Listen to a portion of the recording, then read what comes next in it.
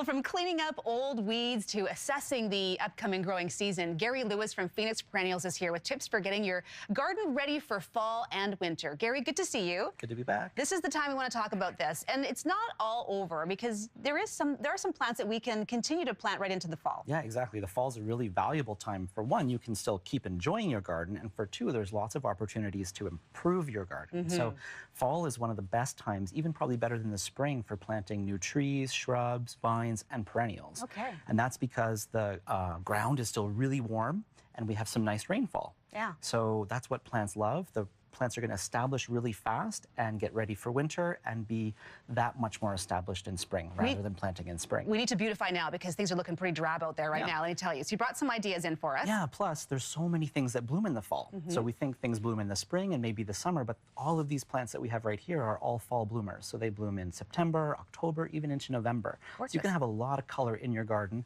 all through the fall months. And are these annuals or perennials? Or these are all perennials. Okay. Yeah, so we've got some with the leaves have nice red coloration, and then the stems on those are going to turn nice and red, and a lot of these flowers are going to continue blooming for months on end before they do finally go dormant. And then we've got some berries up front that are just going to be there all winter long. That's a winter green. Sure, they would look festive as we head into the holidays. So you can have a gorgeous, beautiful garden all through the fall and into the winter as well. Love it. And this is the time we want to put some bulbs in the ground too, right? Bulbs. So plan, you know how miserable you're going to be in like February because it's been raining and March is so gray? Plan now to make yourself happy later. So all you got to do is dig a hole, drop some bulbs in, and boom, you're going to have a surprise in the spring with all kinds of beautiful stuff coming along to raise your spirits. Can you put bulbs in and then plant a plant on top of that? Will it kind of off to the side? Okay. Well, kind of off to the side, but bulbs are great because you can layer in a whole extra bit of color because you just plant bulbs between your existing shrubs and perennials. Okay. One perennial here and one perennial here. You couldn't plant another perennial in the middle, but you can stick some bulbs in. So you can double the color in a space by using bulbs. You have a nice little surprise in the spring. I love it. Okay, that's great. So now gotta think about getting ready for winter as well. We're gonna pull up all the dead stuff, right? So we just talked about all that snow in Calgary, and there's snow in the mountain passes. So it's time to think about your secateurs. Look at the shrubs in your garden, especially the evergreen ones that often get really weighted down by snow and where the branches can break and bend. You might want to do a little bit of moderate to light trimming on those so the snow doesn't pull them down quite so much. So there's one thing. Your houseplants. It's now time to bring your houseplants in. Okay. You want to bring them in before the temperatures between your indoors and your outdoors gets too broad, right? If it's really cold outside, you bring it into room temperature, it's going to be a big shock. And when I bring them in, I love to spray them with a little bit of insecticidal soap. Okay. And that will just take care of any little insects or any little bugs that are going to become a problem in the winter. We don't want those roaming around the house. We don't want those. Okay.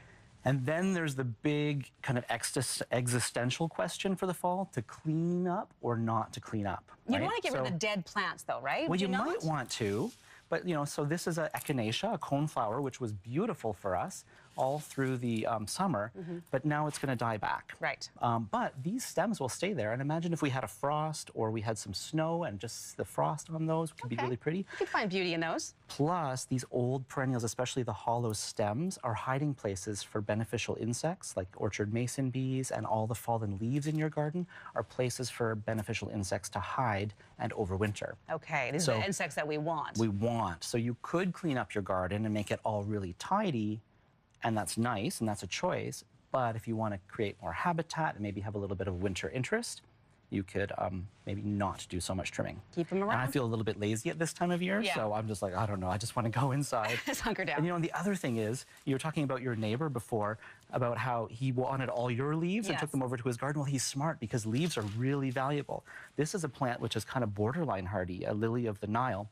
And so if you take these leaves and pack them around your plant, around the base, and then pile them into the middle, that's going to make your agapanthus that much hardier for the winter. Great tips, Gary. Thank you so much for joining us this morning. And get out there to the garden, everybody, before it's too late. It's not over yet. Yeah. If you want to watch this segment again, you can go to our website, ctvmorninglive.ca.